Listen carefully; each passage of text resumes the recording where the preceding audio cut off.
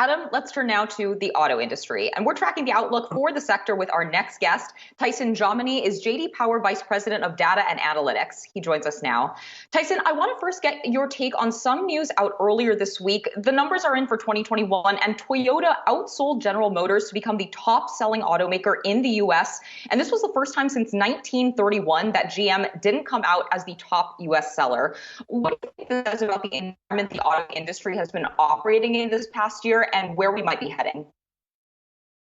Yeah, I mean, it's been a pretty tremendous run here in 21, and certainly Toyota knocking off GM for almost the first time in 100 years. We have a new number one was a pretty big moment in the industry this week. Of course, Toyota is known for operational excellence and ability to operate in these kinds of times. It wasn't that long ago when we were talking about the Fukushima disaster, and that really positioned Toyota well, actually, to handle a time like this where supply chains are all jumbled, and Toyota has done quite well. But I wouldn't put too much in GM being down because they have so many buyers on the sideline waiting for more inventory that we may find that these rankings are rather transitory, to use 21's buzzword.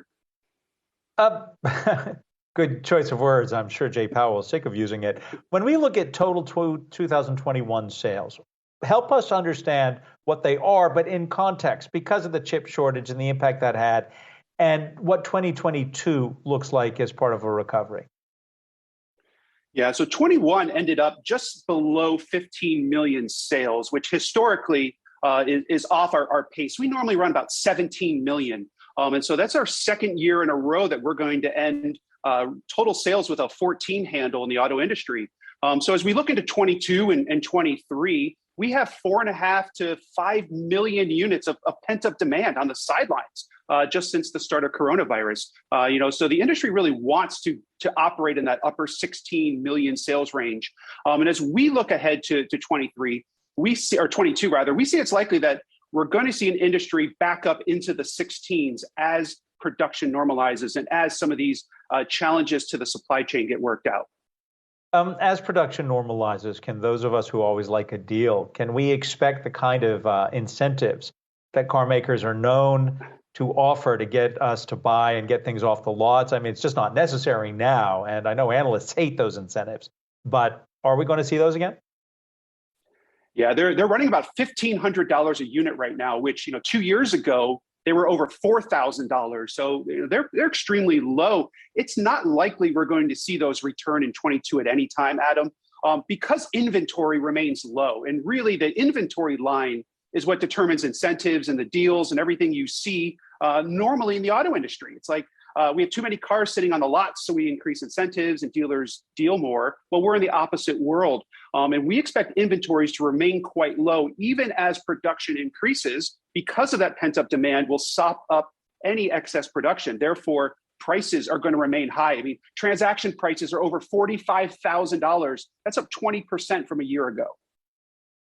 It's mind-boggling, Tyson, and I know we've talked about the prices in the past. I am curious. We had on Heinrich Fisker joined us yesterday, the CEO from Fisker.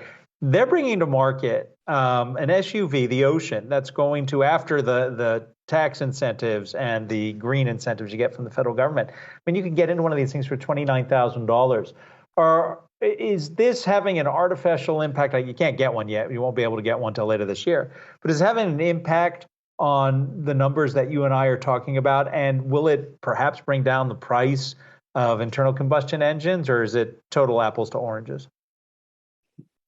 We will continue to see prices of EVs fall. And certainly the Fisker Ocean is a beautiful SUV. It's not quite in the market yet, so we'll see if they can really hang on to those prices by the time they arrive.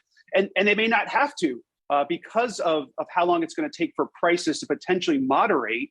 That's going to give a lot of space for players like Fisker and others to bring in more expensive vehicles right now. As a matter of fact, Adam, this week, I mean, what we're kind of looking at here, this was one of the biggest weeks in the environment or the EV market, the electric vehicle market, I think we've ever seen. The aforementioned Ford increasing the production of F-150 Lightning that you mentioned earlier, Adam. In addition, GM at CES unveiled not one, but two new EVs, a Silverado EV pickup truck, which is going to be massive, priced very aggressively. And also in Equinox EV, their compact SUV. I mean, those two are two of the biggest segments in the industry. GM's getting in the game. Volkswagen's announcing a new electric van. I mean, this week in terms of electric vehicles has just been massive. Looking forward, there's the big auction. Mecum has their big auction. There's a 64 Avanti. It's an R2. Now, I realize used car, that's a little bit way too used. But the prices of used cars, that one's probably going to go for around 50, 60,000. When we're looking at used car prices, do you expect when you see the data regarding new cars and the shortage or the supply issues, do you expect the prices of used cars to remain elevated, or are we going to start to get some relief there? Prices there will start to come down. And I want to commend you. I didn't know you were an Avanti guy. Wow, that's very unique.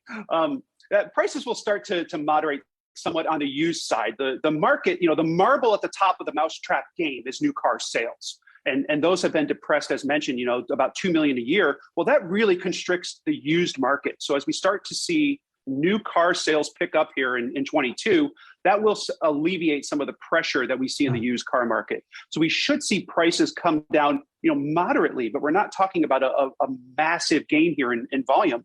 So we will see higher prices than historic, certainly. However, it's probably not going to have the same level we've been seeing. But if you're a consumer and you have a trade-in, consumers are getting over $10,000 of equity on their trades right now because of that used price market. I am a Studebaker nut and not the operative part of that phrase, but I got to tell you, new cars today, Tyson, and next time you're here and we can talk about styling, I passed by a Kia. I'm talking a Kia. And I thought, that is a hot car. And then I saw it was a Kia and I was like, wow, what are they doing right? Look, Tyson, we appreciate your being here. All the best to you and the team at JD Power. And just want to remind you, when we talk about cars, Tyson Jominy is JD Power's Vice President of Data and Analytics. We'll be right back.